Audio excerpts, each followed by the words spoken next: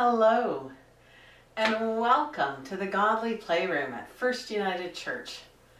My name is Ruth Lummox, and it is my pleasure and privilege to be in this space and surrounded by such good company of stories. And now that you're here, it's even better. I look forward to that time when we can be together again in this room. But for now, this will have to do.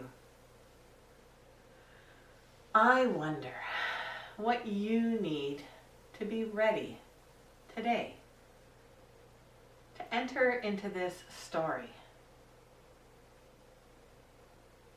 We are still in the season of Easter, that time that is sometimes marked by the color white and sometimes by the color gold.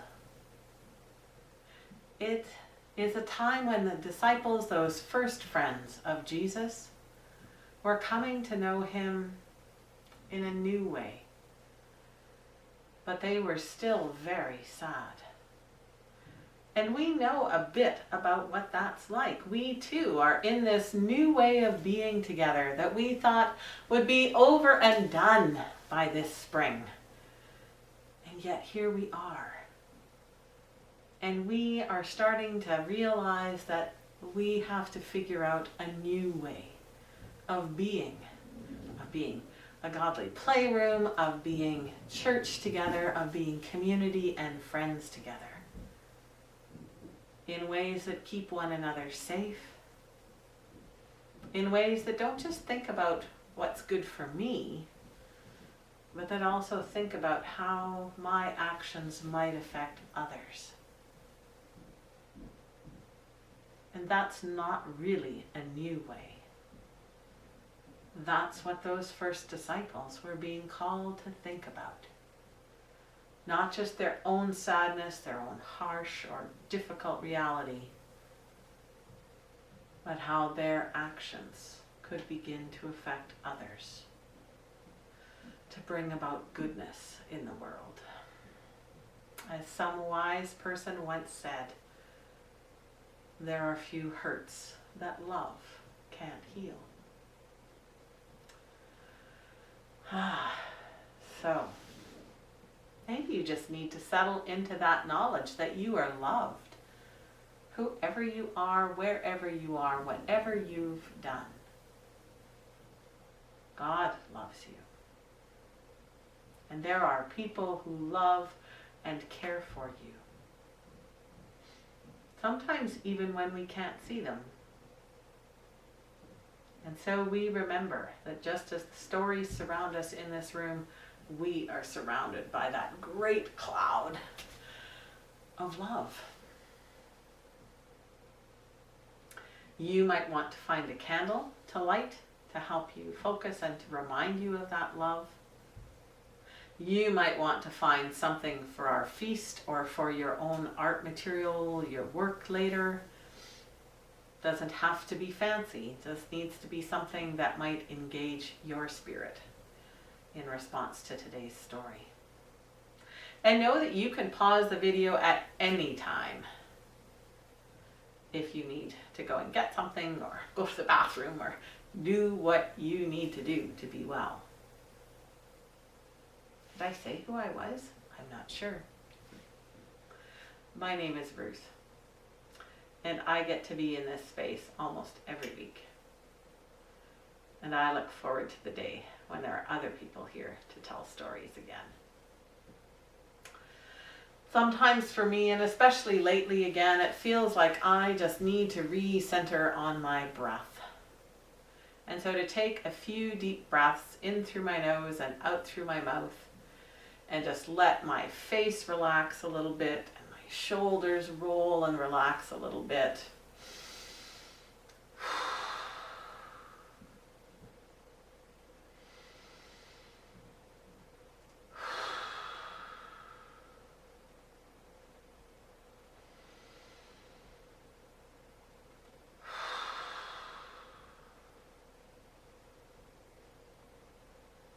That feels better.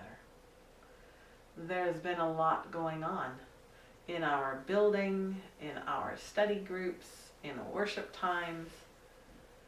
It's like that. Now that it's spring and the sun's out, everybody wants to get busy again, which is good. But after being on my own and doing things by myself, it takes a bit of getting used to this new energy.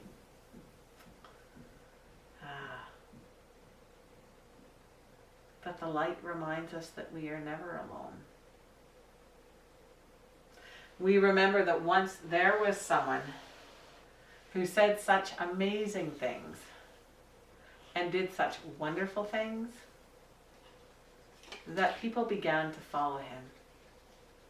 And the more they followed him, the more they wondered who he was.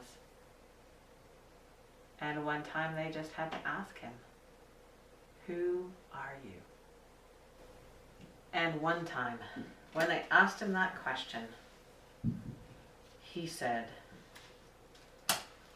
"I'm the light."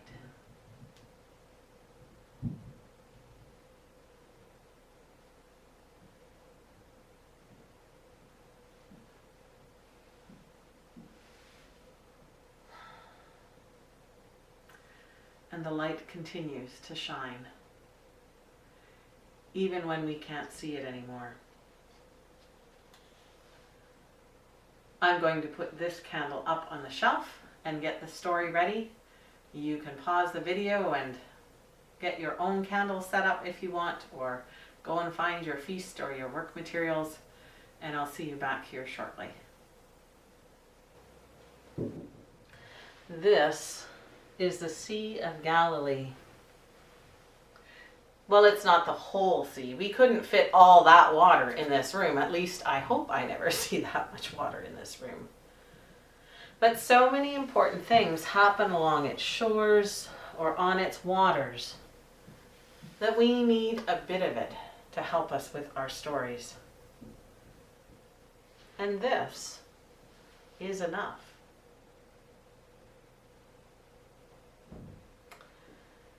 Jesus had died, and his friends were very sad. And yet somehow they were beginning to discover that he was still with them in a new way. They had felt his presence in absence, in their doubts, and especially in the breaking and sharing of the bread. That they did not understand, and they did not know what to do. And these stories that some told of having seen the risen Christ were just so confusing. They didn't know what to believe. And so they decided to head north to the Galilee. It was the place where they had grown up and was familiar. They hoped they would be able to rest there. But it was a long journey, over 80 miles. It would take 4 days at least to walk.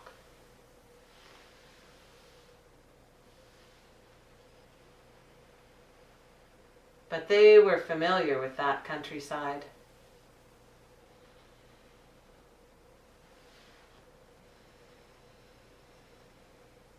They had fished on the waters with their families. They knew those shores from their childhood. It felt a bit like going home. But when they got there, they were still sad. And so one night, Peter said, "I'm going fishing." And some of the others went with him to get the boat ready.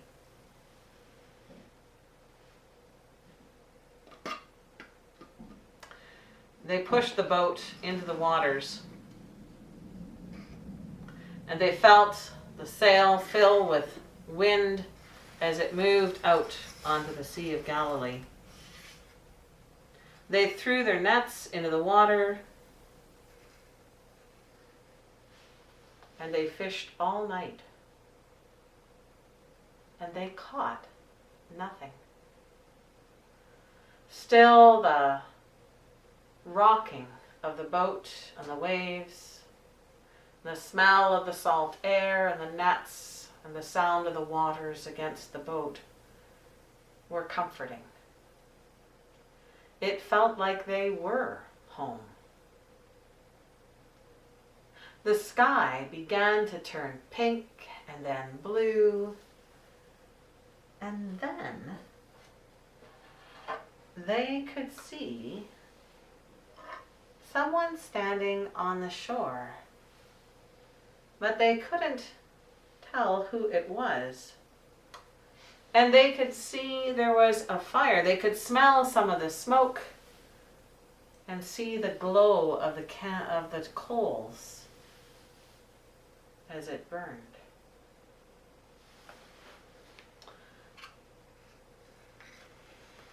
"Have you caught anything?" "No," they answered. "Throw your nets on the other side." Well, what did they have to lose? So they threw their nets on the other side of the boat. And they could feel the fish moving into the nets. But one of them was looking at the person on the shoreline and said,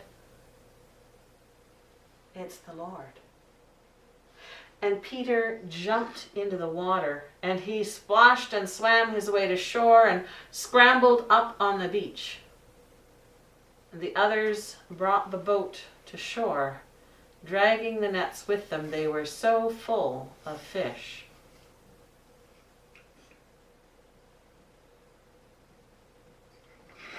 And when they came up to the stranger, they noticed some fish and some bread cooking on the fire.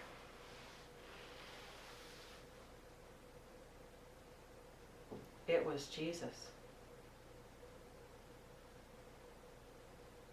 They had something to eat, and they talked.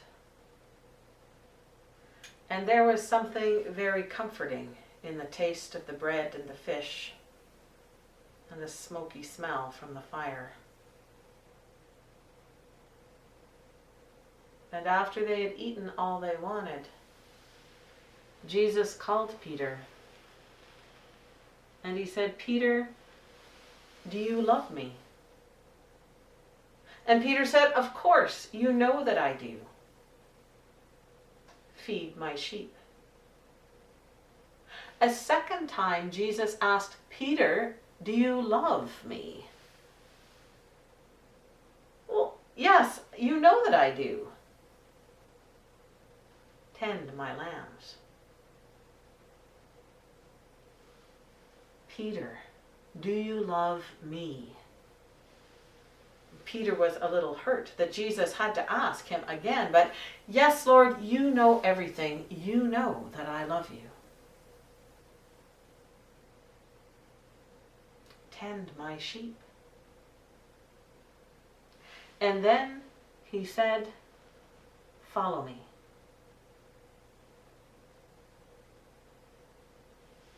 And he was gone.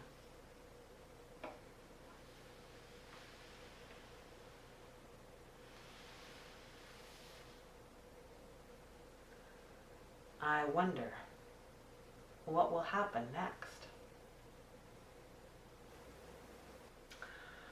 I wonder what part of this story you liked best.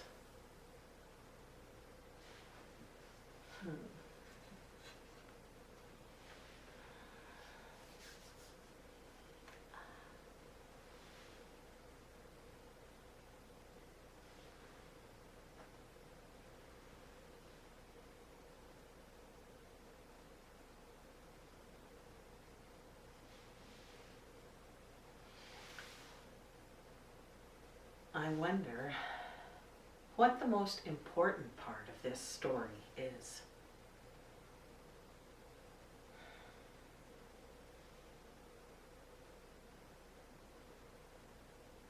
you know that you can pause the video at any time and do some of wondering either on your own or with those in your household, and then start the video again.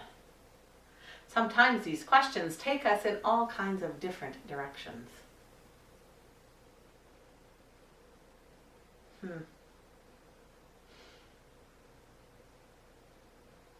I wonder if there's any part of this story we could leave out and still have all the story that we need.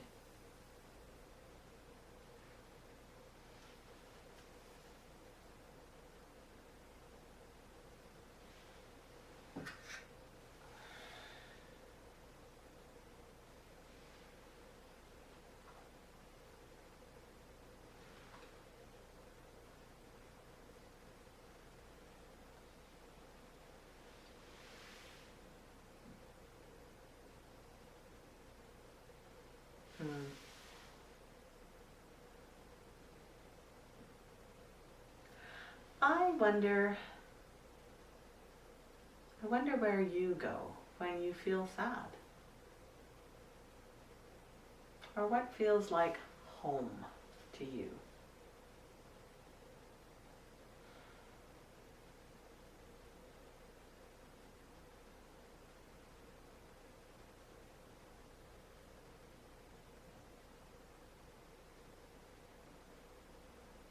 For many people, this building is like another home.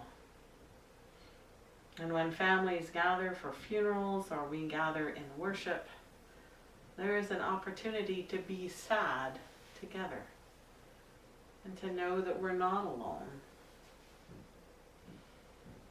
Many people are missing that connection.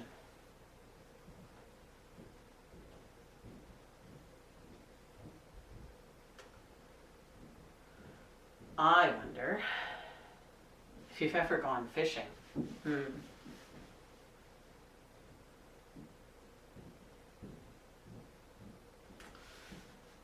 I wonder if you've ever worked so hard, either all night or all day, and then had little or nothing to show for it.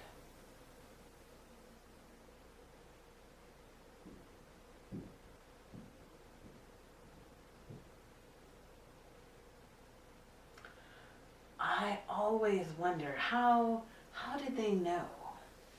Even when they were out in the boat, how did they know that it was he?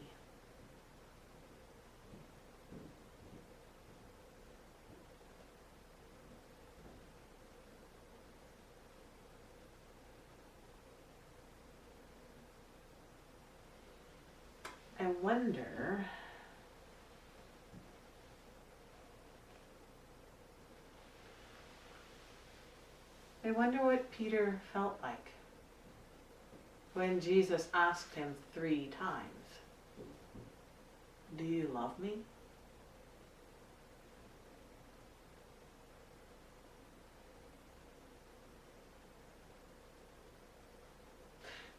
Maybe it's like when we take 3 deep breaths to help us get ready. That first time we just take a deep breath and we think we're ready. And we can say, "Oh yes, Jesus, you know, we love you." But it really doesn't sink very deep or mean very much.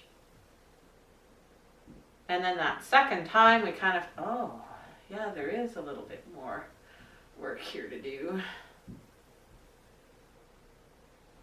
But the third time really invites us to stop and to think about, what does it mean to love Jesus, to love anyone?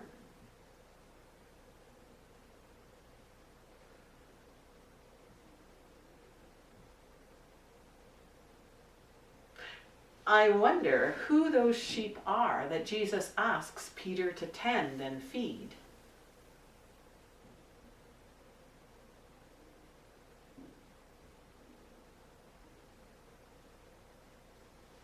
I wonder what kind of shepherd Peter might turn out to be.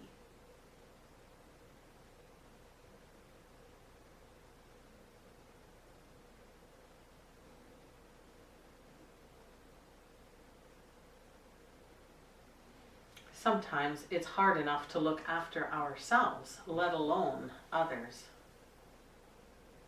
And yet this time of public health measures has reminded us that our actions can affect others in really good ways or really not so good ways. And to be a good shepherd is willing to give up things, personal rights or freedoms, in order that others might be safe, or to find different ways of doing some of those things we love, like gathering for worship, without putting people at risk.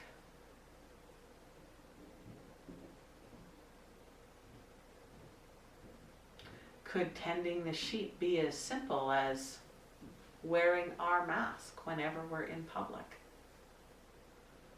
Or sanitizing and washing our hands, or reminding others to do the same?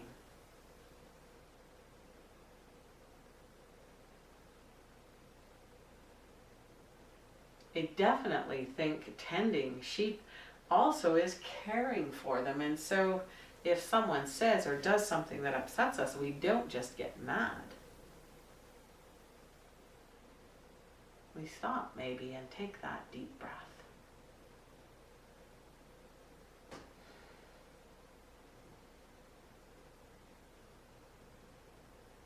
There are times when I would much rather Jesus did the loving than me.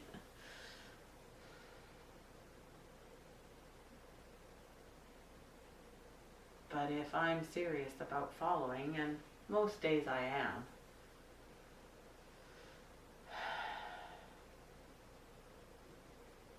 there is lots to think about in this story.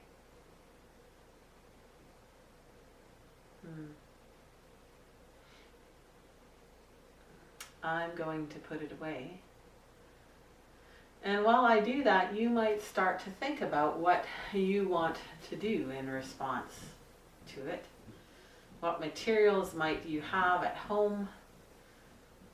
Maybe some crayons or pencil crayons, some markers or paints. Maybe you have some Play-Doh or Lego or building blocks, some scissors and glue even. So, there's that fire around which the disciples gathered.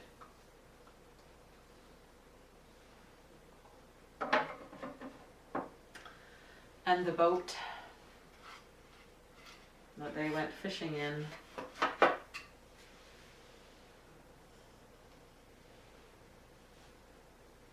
And the risen Christ,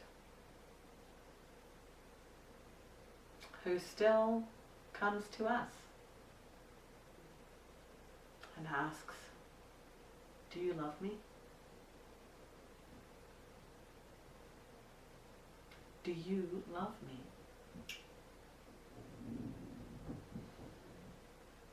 Do you love me? Jesus asks. Then feed and tend my sheep.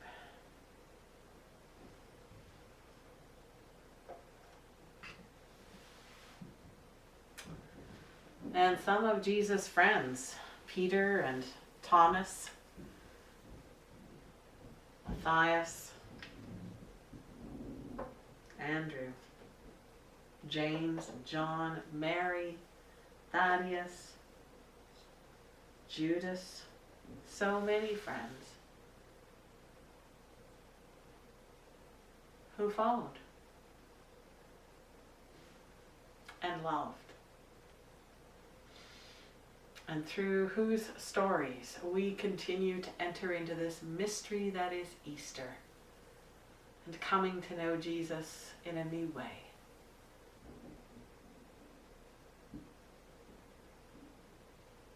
Let's see what art materials you find to work with. And we'll put away the Sea of Galilee.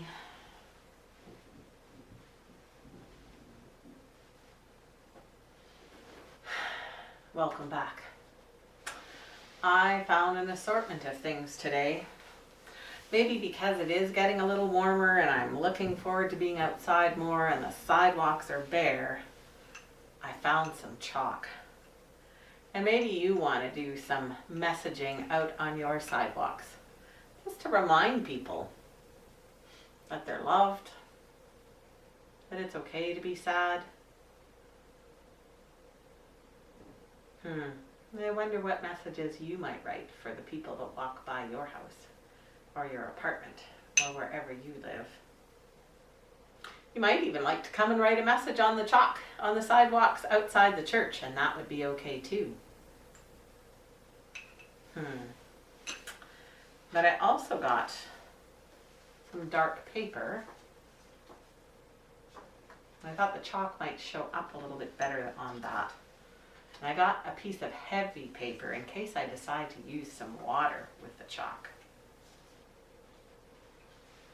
So, I wonder,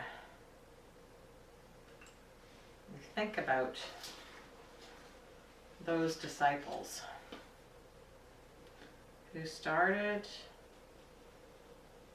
on that long journey from Jerusalem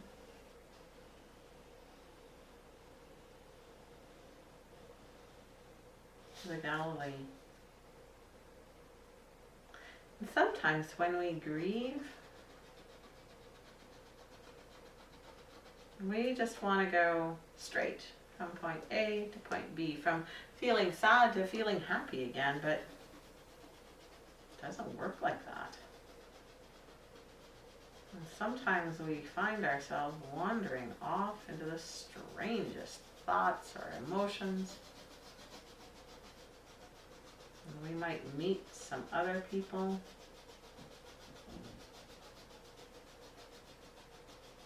And sometimes we think, how on earth did we get here? Some people get stuck and they never quite get back on that path to new life.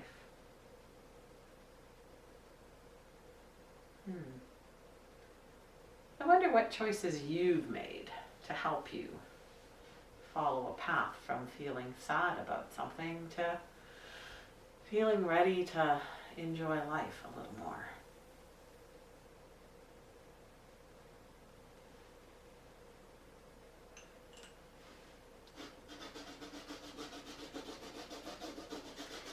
They thought they were going home and they would find a place to rest.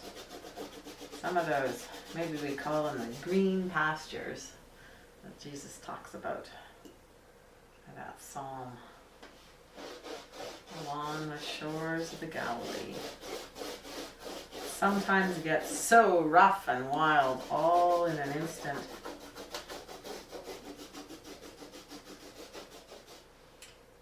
And at other times they're so calm and smooth. Our emotions are like that sometimes. Or our thoughts too.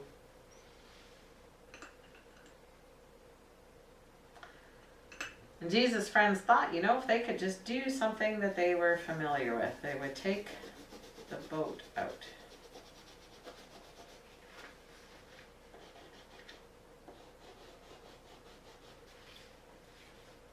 They would set sail and do something that they knew how to do. There's been so many new things we've had to learn in this last year or so. Sometimes it is kind of comforting or restful to do something we know how to do.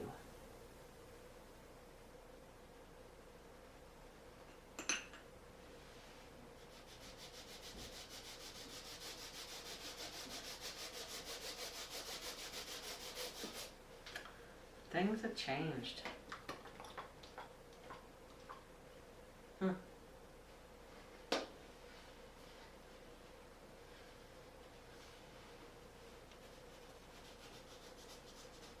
It wasn't what they expected.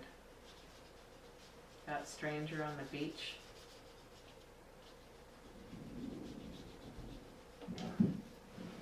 I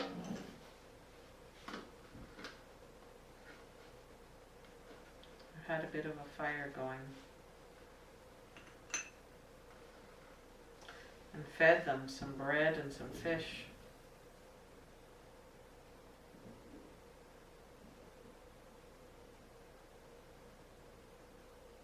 And then called them to follow.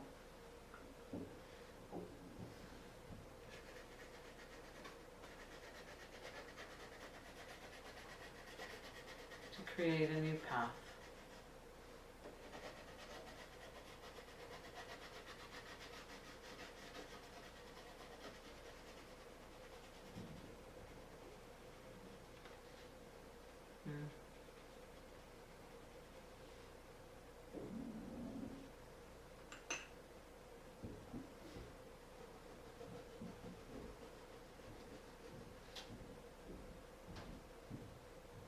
And they did.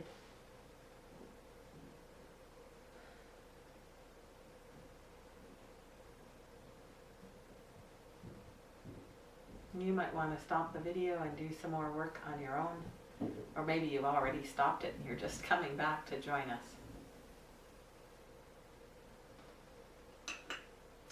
I wonder how Jesus is calling you to follow.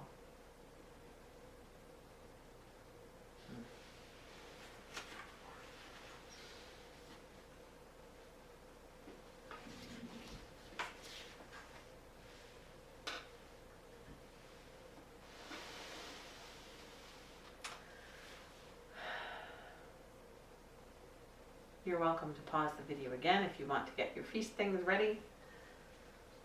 I'm going to sanitize my hands because I got chalk all over my fingers. I don't know if that'll clean them up or not.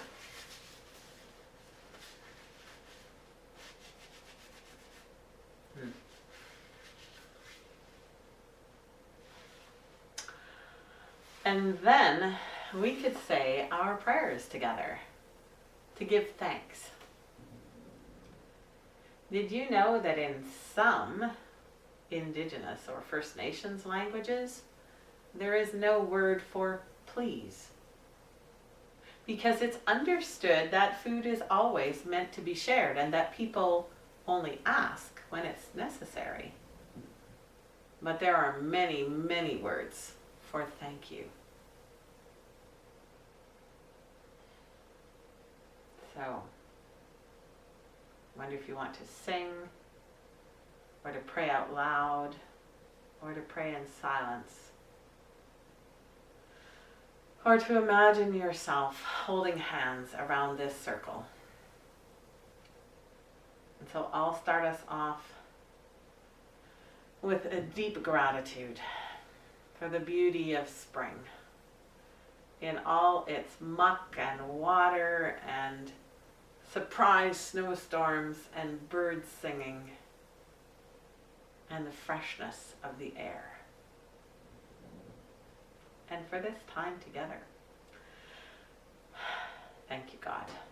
And I'll squeeze your hand and you can offer your prayers.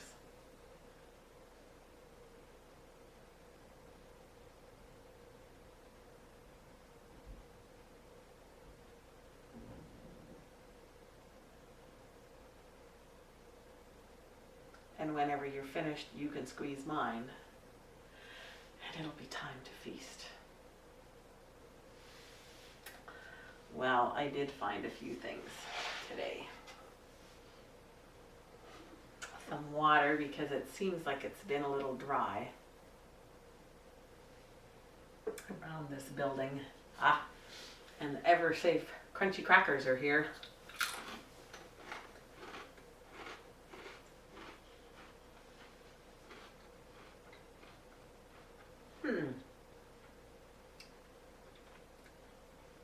I wonder, what are some of the smells or tastes that are home for you? And that was one of the parts of the story, right? Jesus' friends smelled the smoke and the cooked fish and bread, and they felt home. And we all have comfort food, right?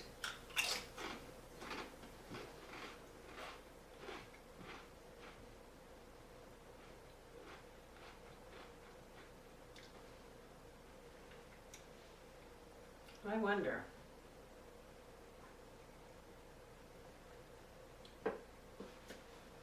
We had our first hot dog roast on the Easter weekend outside, and the smell of the smoke is one of my comfort places. Even when it gets in my eyes and in my clothes, it just always reminds me of being camping or being with family or friends. And hot dogs always seem to taste so much better after you've dropped them in the ash once or twice.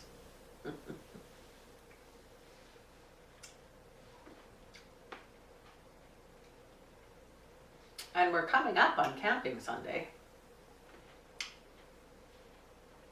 which is another time where we think about all the many ways that camps help kids learn more about what it means to follow and to tend. To tend creation, right? The beauty of the water and the trees and the grass, all those things of the natural earth that have a different knowing and a different wisdom to offer us if we take the time to listen.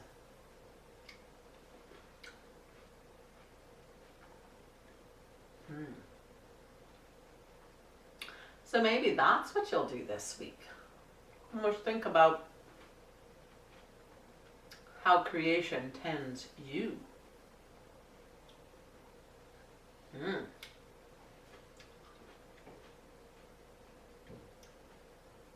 And what do we need to say or do in response to that abundant gift?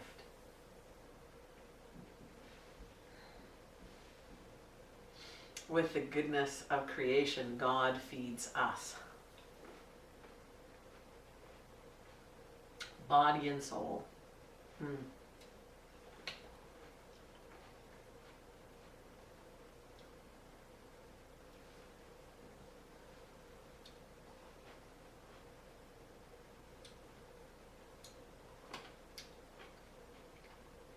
I wonder if people are going to get to go camping this year.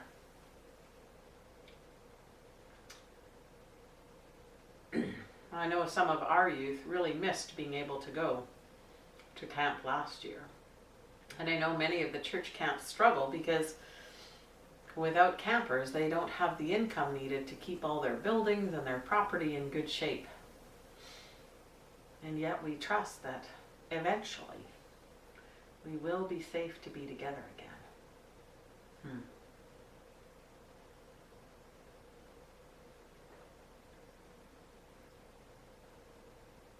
And in the meantime,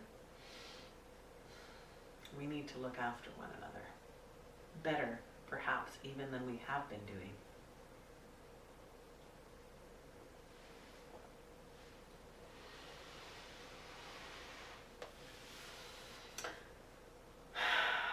So, I'm going to change the light so that I can get back and out and follow and love. But thank you so much for taking some time today to pause and to listen and to come to know the holy in this new way.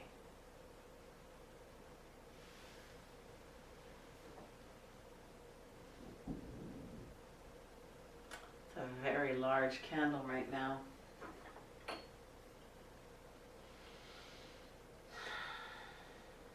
But the light is still just in one place. Doesn't matter how big or how small the candle gets, that light seems to be about the same. But when we change the light, it can be in so many places, and it will spread out and find its way to wherever you are. And even when we can't see it anymore, it's still there. So, watch what happens.